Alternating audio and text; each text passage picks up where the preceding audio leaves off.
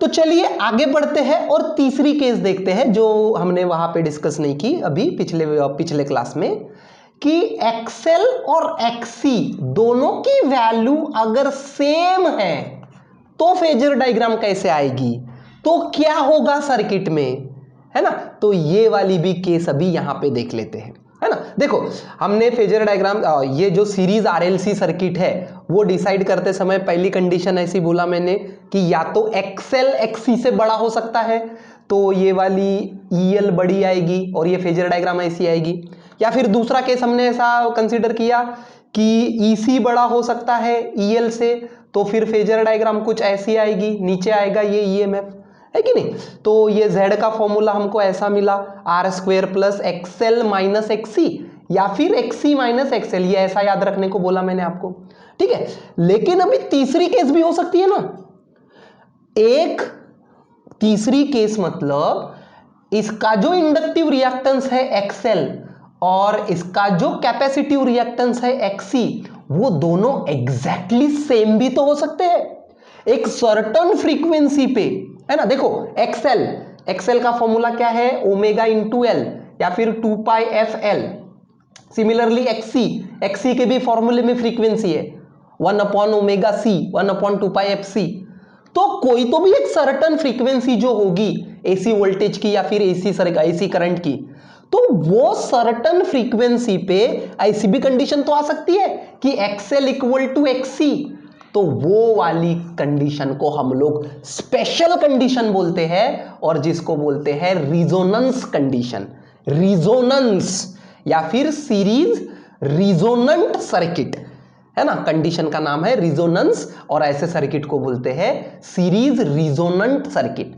कब होता है ये, जब ये सीरीज आरएलसी सर्किट में एक्सएल और एक्सी दोनों एग्जैक्टली इक्वल हो जाते हैं magnitude wise, XL equal to XC. तो अगर एक्सएल इक्वल टू एक्सी हो गया तो उसको बोलेंगे हम लोग रिजोनेंट सर्किट। ये एक ही फ्रीक्वेंसी पे होता है, याद रखो एक ही फ्रीक्वेंसी पे ये ऐसी कंडीशन मिल सकती है, उस फ्रीक्वेंसी को बोलेंगे रिजोनेंट फ्रीक्वेंसी, उसका भी फॉर्मूला हमको निकालना है, ठीक है। तो एक्सएल इक्वल टू एक्सी जब हो जाएगा ना तो ये ईएल और ईसी ये दोनों सेम हो जाएंगे।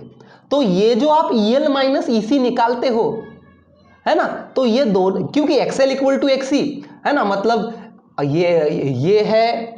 ये है वोल्टेज अक्रॉस इंडक्टर ईएल, ये है वोल्टेज अक्रॉस कैपेसिटर ईसी, तो एक्सएल इक्वल टू एक्सी है, दोनों में से करंट ऑलरेडी सेम है तो ईएल इक्वल टू ईसी भी हो जाएगा। तो ईएल इक्वल टू ईसी हो जाएगा ना, तो ये ईएल माइनस ईसी ये दोनों का वेक्टर एडिशन 0 आएगा, है ना।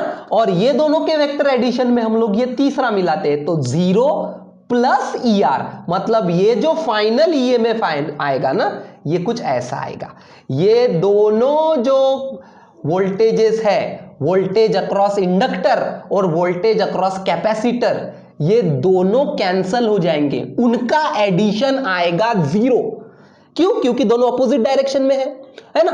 और अभी हमारी कंडीशन है एक्सएल इक्वल टू एक्सी, मतलब ईएल इक्वल टू ईसी भी हो जाएगा, तो दोनों का एडिशन आएगा 0, तो 0 प्लस ईआर मतलब फाइनल ई। देखो हमको टोटल वोल्टेज या फिर टोटल ईएमएफ निकालने के लिए ये तीनों को वेक्टर एडिशन करना था, तो तीनों में से ये पहले दो को किए थे हमने, तो ये पहले दो का आ गया 0, तो 0 प्लस ईआर मतलब फाइनल जो वोल्टेज है, जब ऐसी कंडीशन आती है एक्सएल इक्वल टू एक्सआर मतलब रिजोनेंट वाली कंडीशन, तो वहां पे जो फाइनल वोल्टेज है, टोटल वोल्टेज है, दैट इज इक्वल टू सिर्फ रेजिस्टेंस का वोल्टेज। क्यों, क्योंकि ये दोनों का एडिशन तो हो गया 0, ठीक है ना। तो याद रखना हमेशा सीरीज रिजोनेंट में total voltage, of course RMS, total voltage is always equal to voltage across the resistance E equal to ER,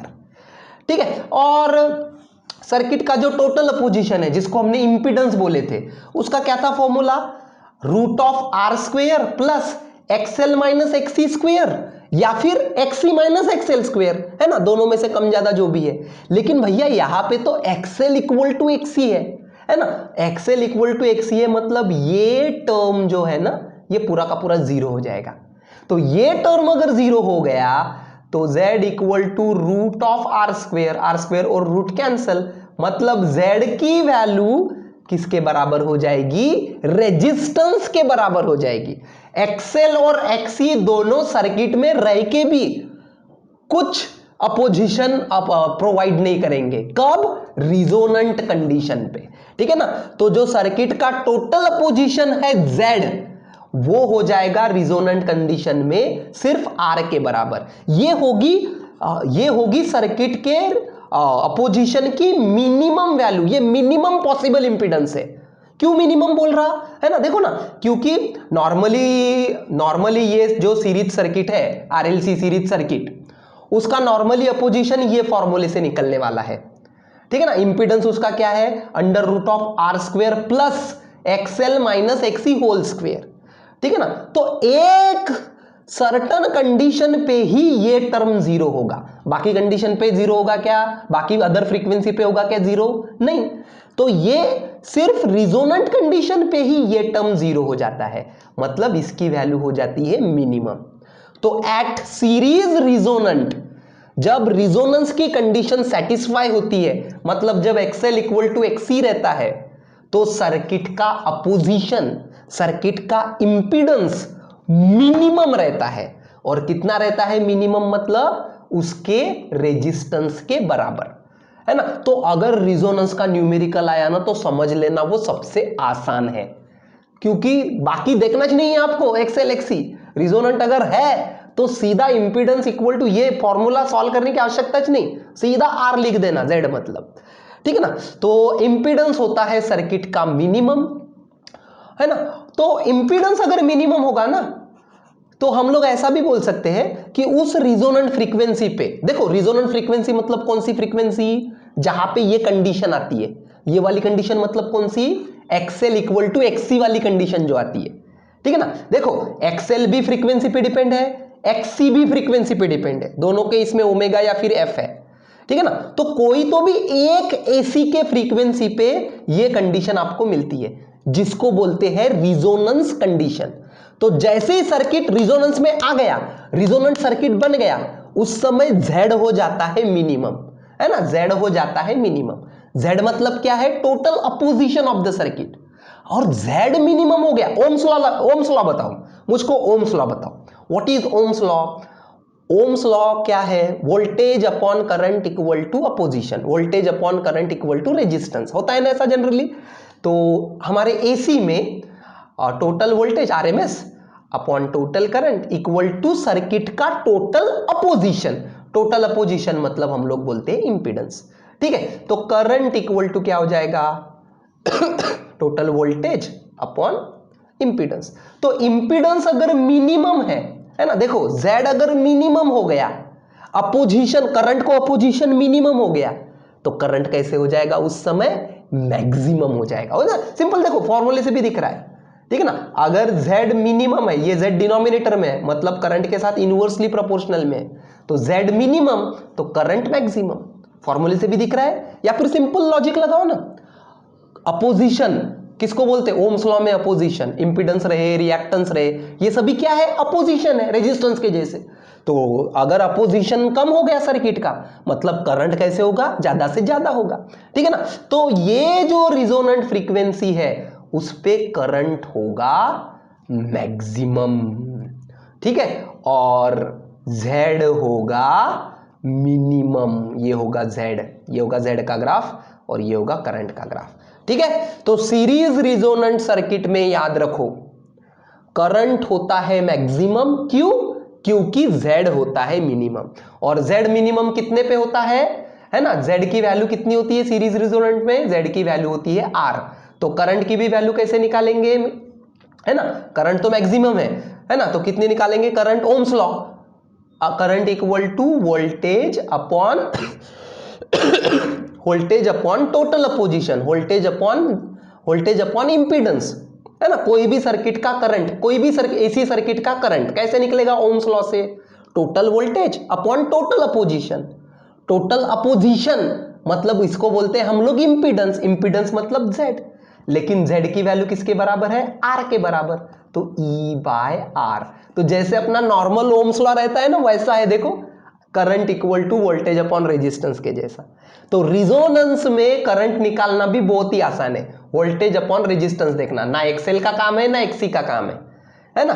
otherwise अगर सर्किट रिजोनेंस में नहीं है तो करंट निकालने के लिए E बाई जेड, और जेड का फॉर्मूला क्या रहता, under the root R square plus XL minus XC whole square. मतलब एक्सएल निकालना पड़ता है आपको, एक्सी निकालना पड़ता है, तब जाके आपको जेड मिलता है, तब जाके करंट मिलता है ना। तो व्हाटएवर। तो रिजोनेंट फ्रीक्वेंसी को कैसे डिफाइन करेंगे? रिजोनेंट फ्रीक्वेंसी मतलब ऐसी एक specific AC frequency, AC voltage की बोलो या फिर एसी करंट की, जितनी फ्रीक्वेंसी वोल्टेज की रहती उतनी करंट की रहती, आपको पता है। तो it is the AC frequency eight विच ये वाली कंडीशन आ जाती है। ये वाली कंडीशन मतलब कौन सी कंडीशन?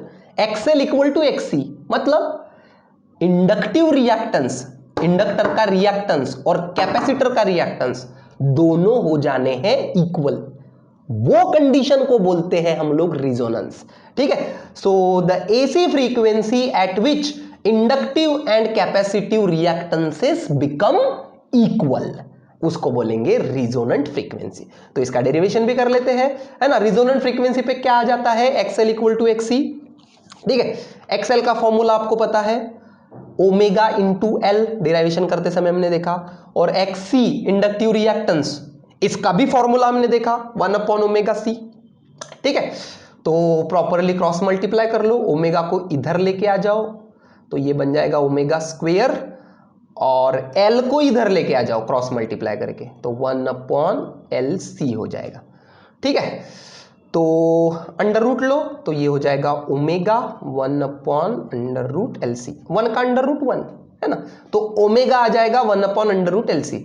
लेकिन ओमेगा की जगह मुझको फ्रीक्वेंसी चाहिए एफ, तो ओमेगा की जगह मैं 2 पाई एफ लिख देता हूँ, रिजोनेंट है तो उसको नीचे आर लगा देता हूँ, ये हो जाएगा 1 upon root of L C. तो रिजोनेंट फ्रीक्वेंसी बन जाएगी, 2 पाई को इधर ला लो, बन जाएगी 2 pi under the root L C. ठीक है ना। So this is the formula for resonant frequency.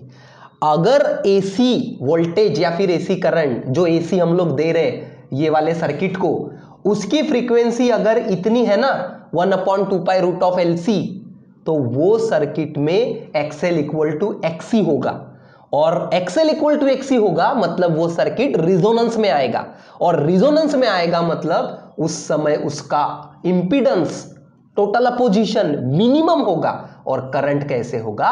Maximum. ठीक है। तो चलो एक क्वेश्चन सॉल्व कर लेते हैं। 0.1 हेनरी इंडक्टर, मतलब एल की वैल्यू दी है 0.1 henry, 20 into 10 to the power minus 6 farad capacitor, मतलब सी की वैल्यू दी है, कैपेसिटेंस सी की वैल्यू। ठीक है ना। देखो एक्सएल का यूनिट है ओहम, रिएक्टेंस मतलब अपोजिशन ओहम, है ना, लेकिन सिर्फ इंडक्टर मतलब हेनरी, सिर्फ कैपेसिटर मतलब फैराड। ये है resistance, resistance equal to 15 ohm, they connected in series, मतलब ये वाला दिया है आपको जो अभी हमने पढ़ा आरएलसी वाला। ठीक है ना। और इसका वोल्टेज भी दिया है, फ्रीक्वेंसी भी दी है एसी सोर्स की। ठीक है ना, जो एसी वोल्टेज है उसकी फ्रीक्वेंसी। तो कैलकुलेट द रिजोनेंट फ्रीक्वेंसी, है ना, ये वाले कंडीशन के ऊपर से आपको बोला है रिजोनेंट फ्रीक्वेंसी कितनी होनी चाहिए। तो रिजोनेंट फ्रीक्वेंसी का फॉर्मूला अब बीच देखा आपने, 1 upon 2 pi root of L C. L की वैल्यू पुट करो, रिजोनेंट फ्रीक्वेंसी के लिए रेजिस्टेंस कोई काम का नहीं मेरे, एल की वैल्यू है 0.1, एफ की वैल्यू है 20 into 10 to the power minus 6। ठीक है, वैल्यूज पुट करेंगे, 2 इंटू पाई, पाई की वैल्यू पुट करेंगे। ठीक है, ऑफ कोर्स आपको लॉग बुक यूज करना पड़ेगा, तो आपका आंसर आना चाहिए 100.6 हर्ट्ज। तो ये है रिजोनेंट फ्रीक्वेंसी। ठीक है, आगे बढ़ते हैं, हल्का सा देख लेते हैं पैरेलल रिजोनेंट सर्किट के बारे में भी। थ्योरी पॉइंट ऑफ व्यू से उतना काम का नहीं है, लेकिन कभी कभी न्यूमेरिकल में आ जाता है। तो पैरेलल रिजोनेंट सर्किट देखो, सीरीज रिजोनेंस में क्या देखा था कि रेजिस्टेंस था, इंडक्टर था, कैपेसिटर था, सभी सीरीज में थे। अभी पैरेलल में ना अज्यूम करो कि एक इंडक्टर है और एक कैपेसिटर है, सिर्फ एल और सी पैरेलल है अपने को, है ना। ऐसा मत सोचो कि यहाँ पे आर भी है करके, वो थोड़ा और कॉम्प्लेक्स हो जाता है, वो आपके सिलेबस में नहीं है, ठीक है। तो अज्यूम करो कि हमको इंडक्टर और कैपेसिटर का पैरेलल अरेंजमेंट दिया है, ठीक है। तो जिस प्रकार से सीरीज रिजोनेंस हमने डिफाइन किए थे, उसी प्रकार से हमको पैरेलल रिजोनेंस यहां पे डिफाइन करना है, ठीक है। सीरीज रिजोनेंस में क्या हुआ था, सीरीज रिजोनेंस, जब सर्किट सीरीज रिजोनेंस में आया था तब इंपीडेंस मतलब उसका अपोजिशन मिनिमम था, मतलब करंट कैसा हो गया था, मैक्सिमम, सर्किट का करंट मैक्सिमम हो गया था। तो इससे उल्टा पैरेलल रिजोनेंस हम ऐसा डिफाइन करते हैं, पैरेलल रिजोनेंस मतलब यहां पे सर्किट में जो करंट आएगा ना, वो होना चाहिए मिनिमम या फिर जीरो होना चाहिए या फिर मिनिमम होना चाहिए, उल्टा एग्जैक्टली रेसिप्रोकल याद रखो। सीरीज रिजोनेंस में करंट कैसा था, मैक्सिमम, तो पैरेलल रिजोनेंस में करंट कैसा होना चाहिए, मिनिमम। तो ऐसी कंडीशन जो आती है जब पैरेलल एल और सी का करंट मिनिमम होता है, उस कंडीशन को बोलते हैं पैरेलल रिजोनेंट कंडीशन या फिर पैरेलल रिजोनेंस की कंडीशन। तो करंट मिनिमम, देखो पैरेलल है, पैरेलल, देखो इसकी फेजर डायग्राम निकाल लेते हैं। मैंने आपको बताया था सीरीज में करंट को रेफरेंस लेना होता है और पैरेलल में वोल्टेज को, तो चलो वोल्टेज को रेफरेंस लिए, ठीक है। और यहां से आएगा करंट, थोड़ा करंट इधर जाएगा IL और थोड़ा करंट इधर जाएगा, तो मुझको टोटल करंट अगर निकालना है तो ये दोनों का एडिशन करना पड़ेगा, इंडक्टर का करंट और कैपेसिटर का करंट, ठीक है। तो पहले इंडक्टर का करंट निकाल लेते हैं। यहां पे इंडक्टर के लिए वोल्टेज और करंट दोनों के बीच का एंगल 90, ठीक है ना। और इंडक्टर के लिए वोल्टेज लीडिंग या फिर करंट लैगिंग, यहां पे वोल्टेज निकाला हुआ है, करंट निकालना है, तो करंट लैगिंग मतलब IL ऐसा आएगा, ठीक है। और कैपेसिटर का भी 90 और करंट लीडिंग रहता तो ये IC ऐसा आएगा, ठीक है ना। तो टोटल करंट हो जाएगा या तो IL माइनस IC या फिर IC माइनस IL, पिछले जैसा है कि नहीं। तो टोटल करंट जो है ना, टोटल करंट मतलब दोनों का वेक्टर एडिशन, तो IL और IC ये दोनों तो अपोजिट डायरेक्शन में जा रहे हैं, तो टोटल करंट हो जाएगा ये तो IL माइनस IC या फिर IC माइनस IL। तो मुझको अगर मिनिमम करंट चाहिए, जीरो करंट चाहिए, जीरो करंट अगर चाहिए, तो अगर मैं दोनों को सेम अज्यूम कर लेता हूं, IL और IC को, है ना, तो मुझको करंट कितना मिलेगा, टोटल करंट जीरो मतलब मिनिमम, मतलब उस समय मैं बोलूंगा कि ये सर्किट कैसा आ गया, पैरेलल रिजोनेंस में आ गया, ठीक है ना। और है ना, तो IL और IC दोनों की वैल्यू कैसी होनी चाहिए, सेम होनी चाहिए मैग्नीट्यूड वाइज, तो आएगा ये रिजोनेंस में। और इसमें से का करंट और इसमें से का करंट सेम कब रह सकता, ओम्स लॉ याद करो, है ना। इसके लिए ओम्स लॉ लगाओ, current equal to voltage upon इसका अपोजिशन, बराबर है कि नहीं। पैरेलल है तो वोल्टेज तो सेम ही रहेगा, जो भी इसका RMS वैल्यू है ये। और IC कितना रहेगा रे, IC के लिए, कैपेसिटर के लिए ओम्स लॉ लगाओ, ये वाले के लिए, तो कैपेसिटर का वोल्टेज अपॉन इसका अपोजिशन XC, बराबर है कि नहीं। तो पैरेलल में है तो EMF तो सेम रहेगा दोनों का, है ना, दोनों के अक्रॉस वोल्टेज तो सेम रहेगा। तो IL इक्वल टू IC अगर मुझको चाहिए है, क्यों चाहिए है IL इक्वल टू IC, ताकि IL इक्वल टू IC अगर रहा तो दोनों कैंसिल हो जाएंगे, करंट जीरो मिलेगा, करंट जीरो मिलेगा मतलब मिनिमम, मतलब सर्किट रिजोनेंस में आएगा। तो IL इक्वल टू IC तभी पॉसिबल है अगर XL इक्वल टू XC है। तो पैरेलल रिजोनेंट सर्किट में भी देखो, मैंने जैसा अभी बताया, IL equal to IC cancel, current zero, तो पैरेलल रिजोनेंस में भी IL इक्वल टू IC कब पॉसिबल है, अगर XL इक्वल टू XC है, याद रहेगा। तो सेम कंडीशन जो सीरीज में देखे थे वही सेम कंडीशन पैरेलल में भी है। देखो तरीका अलग अलग है, डेरिवेशन करने का तरीका दोनों का अलग है कि नहीं। वहां पे करंट मैक्सिमम मिला था, यहाँ पे करंट मिनिमम मिला, मिनिमम चाहिए था, लेकिन डेरिवेशन करने के बाद अंत में हमको पता ये चलता है कि यहाँ पे भी रिजोनेंट कंडीशन सेम है, XL इक्वल टू XC, मतलब रिजोनेंट फ्रीक्वेंसी का फॉर्मूला यहाँ पे भी सेम आएगा, बराबर है कि नहीं। XL और XC यही पकड़ के तो हमने रिजोनेंट फ्रीक्वेंसी को डिराइव किए थे, बराबर है कि नहीं। तो 1/2 पाई अंडर रूट LC। तो चलो एक और क्वेश्चन सॉल्व कर लेते हैं। अब पैरेलल एलसी सर्किट देखो, अभी पैरेलल एलसी सर्किट है तो घबराना नहीं है, कौन सा भी रहने दो, पैरेलल रहने दो, सीरीज रहने दो। अगर रिजोनेंट फ्रीक्वेंसी पूछा है तो फॉर्मूला मेरा एक ही है, 2 pi under root LC, 1/2 pi root of LC, चाहे सीरीज रहे चाहे पैरेलल रहे। तो 5 henry L, capacitor 5 microfarad, 5 microfarad मतलब 5 इंटू 10⁻⁻6। तो चलो वैल्यूज पुट कर लेते, आपके लिए थोड़े कैलकुलेशंस भी मैंने यहाँ पे डाल दिए हैं, ठीक है ना।